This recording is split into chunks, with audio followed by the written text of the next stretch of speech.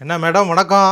வணக்கம் தம்பி. என்ன இந்த உங்க தலைவர் இருக்கார்ல, எதிர்க்கட்சி தலைவர் ஆமா. இபிஎஸ் ஊர் ஊரா போறாரு, நிறைய பிரச்சாரம்லாம் பண்ணிக்கிட்டு இருக்காரு. பேசுனதே தான் பேசுறாராமே எல்லா ஊர்லயும். இந்த மாதிரி விமர்சனங்கள் வருது, நீங்க என்ன சொல்றீங்க? ஏங்க பாத்தீங்களா அங்க போயிட்டு ஒவ்வொரு தொகுதி வாரியா போயிட்டு அந்த தொகுதியில என்ன பிரச்சனை இருக்கோ அந்த பிரச்சனையை எடுத்து பேசிட்டு இருக்காருங்க. அப்படியா? உங்க தலைவர் மாதிரி ஒரு 10 பிரச்சனை எழுதிட்டு எல்லா தொகுதியிலும் அதே போய் ஒப்பிக்க கிடையாது. இப்ப கரூர் போறாருன்னா அந்த தொகுதியில என்ன பிரச்சனை, அந்த மக்களுக்கு என்ன வேணும் அப்படின்றத பாக்குறாரு. சிவகாசி போனாருன்னா அங்க பட்டாசு தொழிற்சாலை இருக்கு, அவங்களுக்கு என்ன தேவையோ அதை பாக்குறாரு. ஒவ்வொரு தொகுதியிலும் என்னென்ன நடக்குதோ அதெல்லாம் பார்த்து பேசிட்டு இருக்காருங்க. அப்படியா? எனக்கு தெரிஞ்சு என்னமோ ஒரே டோன்ல பேசுறாரு அப்படிங்கிற மாதிரிலாம் சொன்னாங்க. நேத்து ஏதோ எங்க கட்சிக்காரங்களை பத்தி ஏதோ பெருசா விமர்சனம் பண்ணிட்டாரு அப்படி ஒன்று ஃபயர் விட்டுக்கிட்டு இருக்காங்களே, என்ன பேசுனாரு? எப்பா உங்க கட்சிக்காரர் இவர் இருக்காரே செந்தில் பாலாஜி, இந்த கரூர் சம்பவத்தை பத்தி பிரஸ் மீட் ஒண்ணு கொடுத்திருந்தாரு. அதுல அத பத்தி பேசாம ஏங்க என்ன எதுக்கு எல்லாரும் 10 ரூபா பாலாஜின்னு கூப்பிடுறீங்க? அதிமுக ஆட்சியிலையும் தான் இந்த மாதிரி ஊழல்லாம் நடந்துச்சு. அப்ப அவரை 10 ரூபா பழனிசாமின்னு சொல்லுவீங்களா? அதை விட என்ன எதுக்குங்க 10 ரூபா பாலாஜின்றீங்கன்னா ஆக்ரோஷப்பட்டாரு. இதை கேட்டா எங்க தலைவர் சும்மா இருப்பாரா? அவர் உடனே ஏங்க யாரு வேணா என்ன வேணா சொல்லலாம், அதுக்கு ஆதாரம் வேணுங்க, ஆதாரம் தான் நிரூபிக்க சொல்லுங்க அப்படின்ற மாதிரி அவருக்கே ஒரு தக்கு கொடுத்துட்டாரு. அது போக மக்கள் கிட்ட எல்லாம் 10 ரூபாய்னா உங்களுக்கு என்ன ஞாபகம் வருது அப்படின்னு கேட்க மக்கள் எல்லாம் செந்தில் பாலாஜி செந்தில் பாலாஜின்னு கத்துறாங்க. அப்ப மக்கள் மனசுல எவ்வளவு ஆழமா பதிஞ்சிருக்குன்னு பாருங்க. சரி, நீங்க இப்படியே பேசுனா எங்களை குறை சொல்லிக்கிட்டே இருப்பீங்க. நான் ஒரு முக்கியமான செய்தியை சொல்ல போறேன். நாங்க என்ன சொன்னோம்? பாஜகவும் தாவேக்காவும் ஒரு கூட்டணி, பாஜக தான் தாவேக்காவை இயக்குது அப்படின்னு தானே சொல்லிக்கிட்டு இருந்தோம். அது நேத்து நிரூபணம் ஆயிருச்சு. பாத்தீங்களா? எங்கங்க நிரூபணம் ஆச்சு? அதாவது இவர் போனார்ல, எடப்பாடி பழனிசாமி அவர்கள் தர்மபுரி பக்கம் போனாருன்னு நினைக்கிறேன். அப்ப பாத்தீங்க அப்படின்னா அந்த தமிழக வெற்றி கழகம் கட்சியினுடைய கொடி இருக்குல்ல, அந்த கொடியை அங்க இருக்கிறவங்க நிறைய பேர் கையில வச்சிருந்தாங்க. அதிமுக சார்பில் நடக்கிற ஒரு பிரச்சார பயணத்துல முன்னாள் முதலமைச்சர் எடப்பாடி பழனிசாமி அவர்கள் போற ஒரு பிரச்சார பயணத்துல எதற்கு தாவேக்காவோட கொடி இருக்கு. அப்ப அது ஒரு காரணம். இன்னொன்னு நிறைய பேர் பாத்தீங்க அப்படின்னா பேனர்லாம் வச்சிருக்காங்க. நீங்க அந்த பேனரை பத்தி சொல்லுங்க, அது என்னது? எனக்கு அது தெரிஞ்சே ஆகணும். ஏங்க இப்பதான் கரூர்ல ஒரு அசம்பாவிதம் நடந்துச்சு. அதுக்கு யாரு காரணம் என்ன காரணம்னு முழுசா எதுவுமே தெரிய வரல. அதுக்குள்ள உங்க கட்சிக்காரங்களாம் அவர் தான் காரணம், அவரை அரெஸ்ட் பண்ணுங்க, அவரை பிடிச்சி ஜெயில போடுங்க, அவரு கட்சியை கலைச்சு விடுங்க அப்படின்ற மாதிரி எல்லாம் பேசிட்டு இருக்கீங்க. எங்க கட்சி தலைவர் உண்மை இன்னும் வெளியே தெரிய வரலங்க. அவரே மனசு வேதனையில தான் இருப்பாரு, அவரை போட்டு சும்மா சும்மா குத்தாதீங்கன்னு உண்மையை சொல்லியிருக்காரு. உண்மையை சொல்றது சரி, உண்மையை சொல்லிட்டோம், நம்ம ஒன்னும் சொல்லல. ஆனா ஒரு கட்சிக்காரங்க இன்னொரு கட்சிக்காரங்களை பாராட்டி பேனர் வைக்கிறது எங்கேயா கண்டிருக்கோமா? நம்ம யாருமே வைக்க மாட்டாங்க. எங்க கூட்டணி கட்சிக்காரங்களாம் வைக்கிறாங்களா? அவங்களுமே வைக்க மாட்டாங்க. அப்படி இருக்கும்போது ரெண்டு வேற வேற கட்சியை சேர்ந்தவங்க பாராட்டி பேனர் வைக்கிறாங்க அப்படின்னா உங்களுக்குள்ள மறைமுக கூட்டணி இருக்கு அப்படிங்கிறது எங்களுக்கு தெரிய வந்துருச்சு. இன்னும் வெயிட் பண்ணுங்க, 2 மாசம் தான். டிசம்பர்ல மறைமுக கூட்டணி என்ன வெளிப்படையாவே தெரிய வரும். அப்படியா? ஏங்க சொல்லிருக்காருல எங்க தலைவர் தான் எங்க கூட பெரிய கட்சி கூட்டணிக்கு வரப்போகுதுன்னு. அது இவங்களா கூட இருக்கலாம். உங்க கட்சிக்குள்ள 1008 பிரச்சனை இருக்கு அப்படிங்கிறது எல்லாருக்குமே தெரியும். எப்பா உங்க கட்சி மட்டும் நான் அவ்வளவு ஒத்துமையாவா இருக்கு? ஏங்க இப்ப பொதுவா உங்க கட்சியில மூத்த தலைவர் ஏகப்பட்ட பேர் இருக்காங்க. அதை விட்டுப்பட்டு நேத்து கட்சியில சேர்ந்தவருக்கு எம்எல்ஏ சீட்டு கொடுத்தீங்க, அப்புறம் அமைச்சர் ஆக்குனீங்க, இன்னைக்கு அவர் துணை முதலமைச்சர். இதெல்லாம் நியாயமாங்க? இதுக்கு மூத்த தலைவர்கள்லாம் ஆல்ரெடி கோவத்துலதான் இருக்காங்க. இது போதாதுன்னு இங்க உதயநிதி சார் இருக்காரு பாத்தீங்களா, திமுக சார்பில் எங்கெல்லாம் பேனர் அடிக்கிறாங்களோ அங்கெல்லாம் முதல்வரோட போட்டோ பெருசாவும் இவரோட போட்டோ சின்னதாவும் போட்டிருக்காங்க போல் இருக்கு. அத சின்னவரோட ஃப்ரெண்ட்ஸ் யாரோ கால் பண்ணி சொல்லி எல்லாருக்கும் உத்தரவு போட்டிருக்காங்க, முதல்வரோட போட்டோ அளவுக்கு என் போட்டோவே நல்லா பெருசா போடுங்கன்ட்டு. அப்ப மூத்த உறுப்பினர்லாம் என்னங்க பண்ணுவாங்க? நீங்க தப்பா சொல்றீங்க. முதல்வரோட போட்டோவை விட பெருசா போட்டா கூட பரவாயில்ல, ஆனா சின்னதா போடக்கூடாது அப்படின்ட்டு ஒரு உத்தரவு போட்டிருக்காங்க. அது நியாயம் தானங்க? நாளைக்கு இந்த கட்சியை யார் நம்பிக்கையா இருக்காங்களோ, நாளைக்கு யார் இந்த கட்சியை தாங்கி பிடிப்பாங்களோ அவங்களுக்கு முக்கியத்துவம் கொடுக்கறது அப்படிங்கிறது இயல்பு தானே. ஆனா எங்க கட்சியில அப்பெல்லாம் கிடையாதுங்க. யாரு நல்லது பண்றாங்களோ அவங்க எல்லாரும் பதவிக்கு வரலாம், தெரியும்ல. இந்த திவாலிய ஃபேமஸ் ஸ்டார் டூரிசமோட துபாயில கோலாகலமா கொண்டாடுங்க. திவாலி ஆஃபர் வெறும் 24,999 மட்டுமே. இப்பவே ஃபேமஸ் ஸ்டார் டூரிசம் கான்டாக்ட் பண்ணி உங்க சீட்ஸை புக் பண்ணுங்க. தம்பி வணக்கண்ணே, நல்லா இருக்கீங்களா? நான் நல்லா தான் இருக்கேன். ஒரு முக்கியமான விஷயம். என்ன விஷயண்ணே? முதலமைச்சர் அவர்கள் ராமநாதபுரம் மாவட்டத்துக்கு போயிருக்காரு. ராமநாடுக்கு போய் ஒரு டைலாக் விட்டுருக்காரு பத்தியா? எப்பவுமே ராமநாதபுரத்தை என்ன சொல்லுவாங்க? தண்ணி இல்லாத காடு, தண்ணி இல்லாத காடுன்னு தான் சொல்லுவீங்க. இனிமே அப்படி சொல்ல மாட்டாங்க. ஏன்னா தண்ணீர் வசதிகளை அதிகமா நாங்க ராமநாதபுரம் மாவட்டத்துக்கு செஞ்சு கொடுத்துருக்கோம் அப்படிங்கிற மாதிரி சொல்லியிருக்காரு. இன்னொரு விஷயம் என்னன்னா, இந்த என்டிஏ எம்பிக்கள் குழு ஒண்ணு வந்துச்சு தெரியுமா தமிழ்நாட்டுக்கு? ஆமா, கரூர் சம்பவத்துக்கு வந்திருக்கு. அவங்க ஏன் இப்ப வந்தாங்க அப்படிங்கிறதுக்கும் ஒரு பின்புலம் இருக்கு அப்படிங்கறதையும் அவர் வெளிப்படுத்தி இருக்காரு. என்ன பின்புலம்? ஆமாப்பா, இப்ப பார்த்தோன்னா மணிப்பூர் கலவரம் நடந்துகிட்டு இருக்கு. இந்த மாதிரி ஏதாவது ஒரு எம்பிக்கள் குழு அங்க போச்சா? போகல. அதே மாதிரி பாத்தீங்க அப்படின்னா இந்த குஜராத்ல ஒரு விபத்து நடந்தது, அப்பவுமே இந்த எம்பிக்கள் குழு போகல. அதே மாதிரி கும்பமேளா நடந்துச்சுல பிரயாக்ராஜ்ல, அங்கேயுமே பாத்தீங்க அப்படின்னா அந்த கூட்ட நெரிசல் ஏற்பட்டு நிறைய பேர் இறந்து போனாங்க. அங்கேயுமே பாத்தீங்க அப்படின்னா இந்த மாதிரி எம்பிக்கள் குழு போனல. ஆனா எதுக்கு கரூருக்கு வருது அப்படின்னா, அடுத்த வருடம் நமக்கு தேர்தல் இருக்கு, 2026 சட்டமன்ற தேர்தல் நடக்க இருக்கு. அதற்காக தான் தமிழக மக்களுடைய ஓட்டுக்களை வாங்குறதுக்காண்டி இந்த மாதிரி எம்பிக்களை மத்திய அரசு இங்க அனுப்பியிருக்கு அப்படிங்கிற மாதிரி சரியான பதிலடி கொடுத்திருக்காருப்பா. நீங்க சொல்றதானே வாஸ்தவம் தானே? நீங்க சொல்ற மாதிரி தேர்தல் நோக்கத்துக்காக தமிழ்நாட்டுக்கு வந்ததாவே இருக்கட்டும். அப்ப ஒத்துக்கிற? ஆனா எனக்கு ஒரு டவுட் இருக்கு. சரி, அந்த டவுட்டுக்கு அப்புறம் ஒத்துக்கிடுவியா? நான் டவுட்டை சொல்றேன், அதுக்கப்புறம் நீங்க சொல்லுங்க ஒத்துக்கலாம் ஒத்துக்க வேணாமான்னு. சரி சொல்லு என்னன்னு. எனக்கு என்ன ஃபர்ஸ்ட் டவுட்னா, கள்ளக்குறிச்சியில கள்ளச்சாராயம் குடிச்சு 60க்கும் மேற்பட்ட மக்கள் வந்து இறந்து போனாங்க. அதுக்கு எந்த அமைச்சரும் போய் பார்க்கல, நம்ம முதல்வரும் போய் பார்க்கல. சரி சரியா? அடுத்து வந்து வேங்கவயல் இருக்குல்ல, வேங்கவயல், அங்க குடிக்கிற தண்ணியில வந்து மலத்தை கலந்தாங்க. அங்கேயும் போய் முதலமைச்சர் போய் பார்க்கவே இல்லை. இப்போ சென்னையில வந்து தூய்மை பணியாளர்கள் போராட்டம் பண்ணாங்க, 10 நாளுக்கு மேல போராட்டம் பண்ணாங்க. ஒரு நாள் கூட நம்ம முதல்வர் போய் பார்க்கவே இல்லை, எந்த அமைச்சர்களும் பெருசா போய் பார்க்கல, சும்மா பக்கத்துல இருக்க அமைச்சர்கள் மட்டும் போய் பார்த்துட்டு வந்தாங்க. சோ இதெல்லாம் விட்டுட்டு கரூர்ல இந்த சம்பவம் நடந்திருக்கு. நள்ளிரவே ஒரு அமைச்சர் போறாரு, ஒரு எம்எல்ஏ போறாரு, முதல்வர் நடுராத்திரில வந்து பாக்குறாரு. இதுக்கு மட்டும் ஏன் முதல்வர் வந்து வராரு? ஒருவேளை இதுக்கும் தேர்தல் நோக்கம் தான் காரணமா இருக்குமோ? என்னப்பா இப்படி பழி வாங்கிட்ட? பழி வாங்குது நாயத்தான் சொன்னேன், இது வந்து நீ தான் இனிமேல் சொல்லணும். நீதான் முதல்வரை பத்தி பேசினாதான் நீ இப்படி சொல்ற.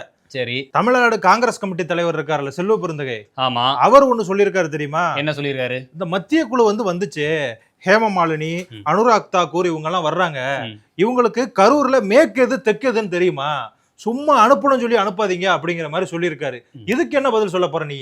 இதுக்கு நானும் ஒரு கேள்வி உங்ககிட்ட கேட்கிறேன். என்ன கேள்வி? உங்க கூட்டணி கட்சி தான் காங்கிரஸ். ஆமா. சோ காங்கிரஸ்ல இருந்து மேலிட பொறுப்பாளர்கள் சொல்லி தமிழ்நாட்டுல சில பேர்த்த நியமிச்சிருக்காங்க. ஆமா. நியமிச்சவங்க யாருன்னு தெரியுமா?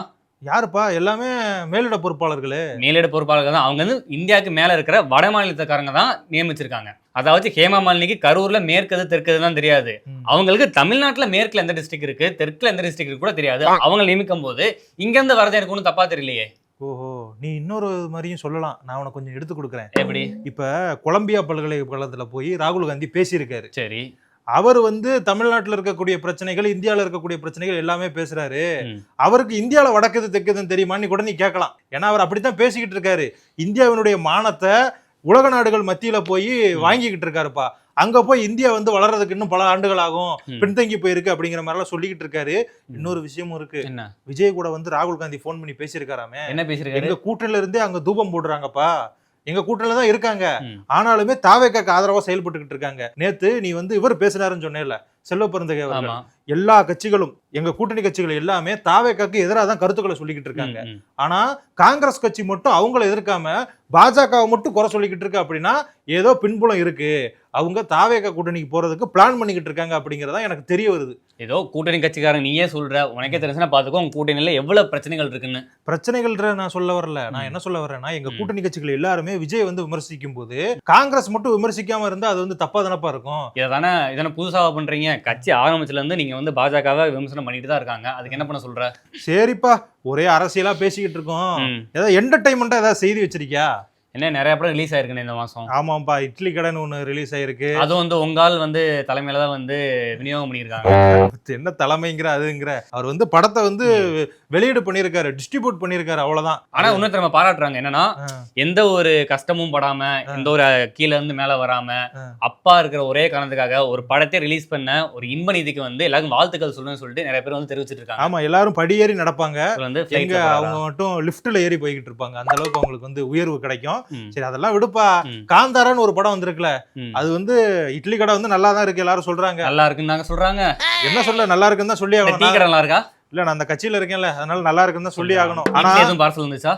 ஒன்னும் வரலப்பா. காந்தாரா படம் இருக்குல்ல, அது வேற லெவல்ல இருக்குன்னு சொல்றாங்களே, நீ பாத்துட்டே அந்த படம்? நான் வந்து காந்தாரா படம் வந்து நேத்து நைட் தானே போய் பார்த்தேன், செம்மையா இருக்கு. செமையா இருக்கு. ஆமா, இப்போ விசுவல்ஸ்லாம் நீங்க பார்க்கணும்னு வச்சுக்கோங்களேன், ஒரு ஐமேக்ஸ் ஸ்கிரீன்ல போய் பாத்தீங்கன்னா விசுவல்ஸ்லாம் பக்காவா இருக்கு, ஒரு நல்ல எக்ஸ்பீரியன்ஸ் வந்து கொடுக்குது. அப்படியா? அதே மாதிரி ரிஷப் செட்டி இருக்காருல, அவங்களும் சரி நல்லா நடிச்சிருந்தாங்க. ருக்மணி வசந்த் இப்ப கூட ரீசெண்டா வந்து மதராசி படத்துல நடிச்சாங்க ஹீரோயின், அவங்க அந்த ருக்மணி வசந்த் தான் வந்து காந்தாரா படத்துல நடிச்சிருந்தாங்க. அவங்களும் சிறப்பான தோற்றத்துல நிறைய ட்விஸ்ட் அண்ட் டர்ம்ஸோட அந்த படத்துல நடிச்சிருக்காங்க. ஆமா, அந்த படம் வர்றதுக்கு முன்னாடியே நிறைய பேர் நிறைய இதெல்லாம் கிளப்பி விட்டாங்க தெரியுமா? என்னது? இந்த படம் பார்க்கணும், நீங்க விரதம் இருக்கணும், நான்வெஜ் சாப்பிடக்கூடாது, அப்படி இப்படிலாம் சொல்லியிருந்தாங்க.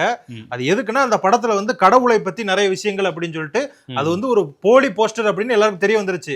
ஆனாலுமே கடவுளை பத்தி இந்த படத்துல நிறைய பேசியிருக்காங்கன்னு சொன்னாங்க. உண்மையா கடவுளை பத்தி பேசியிருக்காங்க? ஆமாண்ணே, நீங்க சொன்ன மாதிரியே இந்த படத்தை வந்து கடவுள் சார்ந்த விஷயங்கள் வந்து நிறைய வந்து பேசியிருப்பாங்க. அது மாதிரிதான் படமும் கதைகளும் போகும். ஆமாப்பா, நான் கூட ஒரு இது பார்த்தேன், ஒரு இன்ஸ்டாகிராம்ல ஒரு போஸ்ட் வந்துச்சு. இந்த படத்தை பார்த்து யாரோ ஒருத்தங்க தியேட்டர்லயே சாமி ஆடி இருக்காங்க. அந்த அளவுக்கு பக்தி கடாட்சமா இருக்கு இந்த படம். சாமி ஏதாவது புதுசா பாளையத்தமிழ் படம் பார்த்தாலும் எங்க அம்மா சாமி ஆனாங்களா, அதே எங்க வீட்டுல சொல்லுவாங்க. அப்படியா? ஆமா. என்ன, நான் அது வரை கேள்விப்பட்டது இல்லப்பா. சரிப்பா, இந்த அளவுக்கு நம்ம பாசிட்டிவான செய்தி சொல்லிக்கிட்டு இருக்கும்போது இன்னொரு முக்கியமான செய்தி. என்ன? கனடான்னு ஒரு நாடு இருக்குல்ல. ஆமா, கனடா இல்ல, கனடா. கனடாவா? ஏதாவது ஒரு நாடாப்பா. நான் என்ன சொல்ல வரேன்னா, அங்க வந்து தென்னிந்திய படங்கள் வந்து நிறைய ரிலீஸ் ஆகும். ஏன்னா அங்க வந்து நிறைய தமிழர்கள் வந்து வாழ்றாங்க, தமிழர்கள் இருக்காங்க, ஆந்திராவை சேர்ந்தவங்க இருக்காங்க, எல்லாரும் இருக்காங்க. ஸோ அப்படி வந்து போன வாரம் ஓஜி அப்படின்னு பவன் கல்யாண் அவர்களுடைய படம் ஒன்று ரிலீஸ் ஆச்சு. அந்த படம் ரிலீஸ் ஆகும்போது என்ன பண்ணிட்டாங்க அப்படின்னா, தியேட்டருக்கு வெளியே யாரோ தீ வச்சு விட்டாங்க. அதனால அங்க வந்து பாத்தீங்கன்னா ஒரு பாதிப்பாயிருச்சு. அதே மாதிரி காந்தாரா படம் வந்து நேற்று ரிலீஸ் ஆயிருக்கு. அங்க போய் பாத்தீங்க அப்படின்னா ஏதோ பிரச்சனை உண்டாக்கிட்டு இருக்காங்க. தொடர்ந்து தென்னிந்திய படங்களுக்கு மட்டும் இப்படி நடக்குது அப்படிங்கிறதுனால கனடாவில், கனடா கிடையாது கனடாவில் இனிமேல் தென்னிந்திய படங்களை நாங்கள் ரிலீஸ் பண்ண மாட்டோம் அப்படிங்கிற மாதிரி ஒரு அறிவிப்பை வெளியிட்டிருக்காங்க. ஏன்னா அங்கே வந்து ஆல்ரெடி காலிஸ்தானி தீவிரவாதிகள் இருக்கிறதா நிறைய கேள்விப்பட்டிருக்கோம். தொடர்ந்து யாரு பவன் கல்யாணை பத்தி எல்லாருக்குமே தெரியும். அவர் வந்து இந்து தர்மத்தை வந்து அந்த அளவுக்கு பேசிக்கிட்டு இருக்காரு அப்படின்னு. ஸோ அவரு இந்த மாதிரி இந்து கடவுளை வந்து மையமாக வைத்து எடுக்கப்பட்டிருக்கக்கூடிய காந்தாரா இந்த மாதிரி படங்களுக்கு எதிர்ப்பு தெரிவிக்கிறாங்க காலிஸ்தானியை சேர்ந்தவர்கள் அப்படிங்கிற மாதிரி சொல்லப்படுது. இதெல்லாம் நமக்கு எதுக்குண்ணே? ஒரு படத்தை பார்க்க போனோம்னா அந்த படத்தை மட்டும் பார்த்துட்டு வந்தா போதும். அதுல எதுக்கு நம்ம மதத்தை பார்த்துட்டு நம்ம படம் பார்த்தோமா, நல்லா இருந்துச்சா, 2.5 மணி நல்லா என்ஜாய் பண்ணோமா, வந்தோமான்னு இருந்தா எந்த பிரச்சனையும் இருக்காதுண்ணே. ஆமாப்பா, நீ நல்லவனா இருக்க, அதே மாதிரி எல்லாரும் நல்லவனா இருக்கணும்ல. என்ன சித்தப்பா, ஆளு டைகிலாம் அடிச்சு பயங்கரமா இருக்கிய, என்ன விஷயம்? ஆமா தம்பி, இந்த கட்சியில அறிஞ்சிருக்கேன். எந்த கட்சி? இந்த புதுசா தம்பி. என்ன சொல்ற? ஐயோ, இவ்வளவு நாள் நம்ம கட்சியில இருந்த, ஒரு விசுவாசமா இருந்த, இப்ப என்ன அந்த கட்சியில போய் சேர்ந்திருக்க? அது புள்ள சின்ன பையங்களா இருக்காங்க, உன்னெல்லாம் மதிப்பாங்களாங்க? அதான் நீயே சொல்றிய விசுவாசமா இருந்தேன்னு. ஒரு பிரயோஜனம் இல்லையா தம்பி? விசுவாசமா இருந்த ஒரு பிரயோஜனம் இல்ல, இங்க மதிக்கலன்னு அங்க போயிருக்க. ஆமா. சரி, நீ அங்க போய் சேர்ந்ததுனால உனக்காக ஒரு செய்தி வச்சிருக்கேன். அதாவது சித்தப்பா, உயர் நீதிமன்றத்தினுடைய மதுரை கிளையோட நீதிபதி இருக்காருல, செந்தில்குமார், அவர் என்ன சொல்லியிருக்காரு அப்படின்னு பாத்தீங்கன்னா, விஜய்க்கு தலைமை பண்பே இல்லை அப்படின்னு சொல்லியிருக்காரு. நான் சொல்லல, எங்க கட்சியை சேர்ந்த யாருமே சொல்லல. சொன்னது யாரு? நீதிபதி சொல்லியிருக்காரு. அது மட்டும் இல்லாம அவர் என்ன சொல்லியிருக்காரு அப்படின்னு பாத்தீங்கன்னா, கரூரில் நடந்தது மேன்மேட் டிசாஸ்டர் அப்படிங்கிற மாதிரியும் சொல்லியிருக்காரு. இது மட்டும் இல்லாம துயர சம்பவம் நடந்ததும் பரப்புரை ஏற்பாட்டாளர்கள், தலைவர் என அனைவரும் தொண்டர்களையும் அவர்களை பின்தொடர்பவர்களையும் கைவிட்டு விட்டு மறைந்து விட்டனர் அப்படின்ட்டு காட்டமா கருத்து சொல்லியிருக்காரு. இது மட்டும் இல்லாம இவர் இருக்காருல, நம்ம ஆதவ அர்ஜுனா, விசிகால இருந்து அங்க போனார்ல, விசிகாக்கும் எங்களுக்கு உரண்டெழுத்து விட்டுக்கிட்டு இருந்தாரு. அதுக்கப்புறமா உங்க கட்சியில வந்து சேர்ந்தாரு. நீ இப்ப புதுசா சேர்ந்திருக்கிய, அந்த கட்சியை சொல்றேன். அவர் மேல வந்து நடவடிக்கை எடுக்க உத்தரவு போட்டிருக்காங்க. என்னன்னா, ஆதவ அர்ஜுனா மீது தேவையான சட்ட நடவடிக்கைகளை எடுக்க காவல்துறைக்கு மதுரை ஹைகோர்ட் உத்தரவிட்டுள்ளது. அவரின் சமூக வலைதள பதிவுக்கு பின்னால் உள்ள பின்புலத்தை விசாரித்து நடவடிக்கை எடுக்க ஆணையிட்ட கோர்ட் ஆதவின் பதிவுக்கு கண்டனங்களையும் தெரிவித்திருக்கு. பாத்தியா, அவர் என்ன போஸ்ட் போட்டார் அப்படிங்கிறது நம்ம சொல்ல தேவையில்ல. அது ஒரு மிகப்பெரிய பிரச்சனையை கிளப்புற அளவுக்கு ஒரு போஸ்ட்டை போட்டு டெலீட் பண்ணிட்டாரு. அது மேல வந்து விமர்சனங்கள் வந்து எல்லாருமே வச்சாங்க. இப்ப நீதிமன்றமும் கண்டனத்தை தெரிவிச்சிருக்கு. ஒருத்தர் இப்படி கலவரத்தை தூண்டுற மாதிரியாப்பா போடுவாரு? என்னப்பா, ஒரு கட்சிங்கிறீங்க, அந்த கட்சியில ஒரு முக்கிய பொறுப்புல இருக்காரு, ஒரு மெச்சூரிட்டியே இல்லாம நடந்துக்கிறாரு, கொஞ்சம் கூட அட்வைஸ்லாம் சொல்ல மாட்டீங்களா? ஏன்பா, அதான் டெலீட் பண்ணியாச்சுல்லப்பா, அதை பத்தி ஏன்பா பேசுறீங்க? சரி, இப்ப அவர் டெல்லிக்கு போயிருக்காராமே, எதுக்காக போயிருக்காரு? எதுவும் உயர்க பேச்சுவார்த்தைக்காக போயிரு. அதெல்லாம் உங்களுக்கு எதுக்கு? யாரு கூட பேச்சுவார்த்தை? மேல இடத்துல கூட பேசுவோம். ஓ, டெல்லியில யாராவது பானிபூரி வைக்கிறவன்ட்ட பேசிட்டு வந்துட்டு நாங்க உயர்மட்ட அதிகாரிகள் கூட பேசிட்டேன் அப்படின்னு சொல்லி சொல்லுவாங்க. 26ல தெரியும்ல. 26ல தெரியுங்கிற அது அப்படி இல்லடா தம்பி. இப்ப நீ எங்க கட்சியை பத்தி இவ்வளவு குறை சொன்ன, ஆமா, அதெல்லாம் இருக்கட்டும். இந்த நீதிபதி சொன்னது எல்லாமே இருக்கட்டும். உங்க கட்சியை பத்தி ஒண்ணுமே சொல்ல மாட்டீங்க. எங்க கட்சி இல்ல, அதாவது தாவேகா தரப்புல எங்களை பத்தி நிறைய குற்றச்சாட்டுகள் வச்சிருக்காங்க அப்படிங்கிறது எங்களுக்கு தெரியும். அதை நீ சொல்லு, நான் என்னன்னு கேட்கறேன். எல்லாத்தையும் நானே சொல்ல முடியும்? எங்க கட்சியை பத்தி நானே குறை சொல்லுவேனா? என்ன பேசிக்கிட்டு இருக்க நீ? இல்ல, நான் சொல்லலான்னு தான் பார்த்தேன். மக்களுக்கு தெரியுமே, அதை எதுக்கு சொல்லிக்கிட்டு அப்படின்னு. மக்களுக்கு தெரிஞ்சாலும் இந்த தடவை சொல்லு, அவங்க கேட்டுக்கிட்டோம். என்ன மேட்டர்னா, இது மாதிரி நடந்து போச்சு. ஆமா, அசம்பாவிதம் நடந்துருச்சு. அதெல்லாம் ஓகே தான். போலீஸ் பாதுகாப்பு சரியா கொடுக்கல. சரி, அது நீங்க சொன்னாலும் சொல்லாட்டி மக்களுக்கு தெரியும் அங்க என்ன நடந்தது அப்படின்னு சொல்லிட்டு. சரி, பாதுகாப்பு தான் சரியா கொடுக்கலையே. சரி, கூட்டம் ஆகி போச்சுப்பா. போலீஸ்காரங்க என்ன சொல்லணும்? இது மாதிரி கூட்டம் கூடி போச்சு, கேன்சல் பண்ணுங்க அப்படின்னு சொல்லியிருந்தா நாங்க கிளம்பி போயிருப்போம். பரப்புரை ரத்து பண்ணுங்க அப்படின்னு சொல்லி போலீஸ்காரங்க சொல்லணுமா? சொல்லணும்ல. என்ன இருந்தாலும் இந்த சம்பவம் மூலமா நமக்கு என்ன தெரிய வருது அப்படிங்கறத சொல்லி வந்துருவோம். அதாவது நீதிமன்றம் பார்த்தா அப்படின்னா விஜய் அவர்களை கடுமையா கண்டனம் தெரிவிச்சிருக்கு. அதே மாதிரி விஜய் கட்சிக்காரங்க மேலையும் கடுமையான வருத்தங்களையும் தெரிவிச்சிருக்கு, கண்டனங்களையும் தெரிவிச்சிருக்கு. ஆனா இன்னொரு முக்கியமான விஷயம், அதாவது எங்க தரப்பு வழக்கறிஞர் இருக்காருல்ல வில்சன், அவர் என்ன சொல்லியிருக்காரு அப்படின்னா சிபிஐ விசாரணைக்கு இதை உத்தரவிட வேண்டாம் அப்படின்னு சொல்லிட்டு நைஸா விலகிட்டாரு. இதை வந்து யாரும் ஊடகங்களும் பேசாது, யாரும் பேச மாட்டாங்க, இதுக்கு பின்னாடி நீங்க என்ன பயப்படுறீங்களா அப்படின்ட்டு எடப்பாடி பழனிசாமி அவர்கள் கேட்டிருக்காரு. ஆனா இது எந்த ஊடகத்திலையும் வெளியாகாது, யாரும் எடுத்து பேசவும் மாட்டாங்க. தாவேக்காவை திட்டினதை மட்டும் எடுத்து பேசுவாங்க. அதான் நமக்கு அவங்க கொடுத்திருக்கிற அசைன்மெண்ட். ஆமா, என்ன எங்களுக்கு தெரியாதா? இதை தானே 70 வருஷம் பண்ணிட்டு இருக்கீங்க. பேசு தமிழா பேசு சேனலுக்கு ஆதரவு தந்து கொண்டிருக்கக்கூடிய பார்வையாளர்களுக்கு வணக்கம். அரசியல் ஆன்மீகம்னு மட்டும் இல்லாம இப்போ ஹெல்த்லயும் நம்ம வந்தாச்சு. ஹெல்த் சம்பந்தமான பிரச்சனைகளுக்கும், ஹெல்த் டிப்ஸுக்கும், ஹெல்த் கேருக்கும், இல்ல ஹெல்த் பத்தி ஏதாவது தெரிஞ்சுக்கணும் அப்படின்னு நினைச்சீங்கன்னா ஹெல்த் குரு சேனல் கண்டிப்பா உங்களுக்கு யூஸ்ஃபுல்லா இருக்கும். பேசு தமிழா பேசு சேனலுக்கு கொடுக்கக்கூடிய இதே சப்போர்ட்டை ஹெல்த் குரு யூடியூப் சேனலுக்கும் கொடுத்து அந்த சேனலை சப்ஸ்கிரைப் பண்ணி உங்க நண்பர்களுக்கு ஷேர் பண்ணும்படி கேட்டுக்கிறோம். நம்ம ஹெல்த் குரு சேனலோட லிங்கை டிஸ்கிரிப்ஷன்ல தரோம், மறக்காம செக் பண்ணி பாருங்க.